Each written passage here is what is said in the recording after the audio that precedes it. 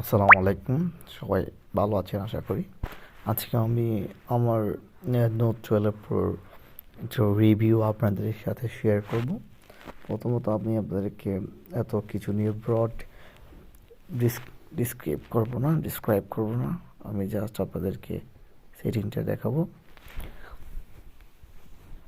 note 12 pro setting, about phone, system apps updater, security status, SIM card, Wi-Fi, Bluetooth, connection, always on display sound vibration, notification, control center, home screen, wallpaper, themes, password and security, safety and emergency, privacy, battery apps, additional setting,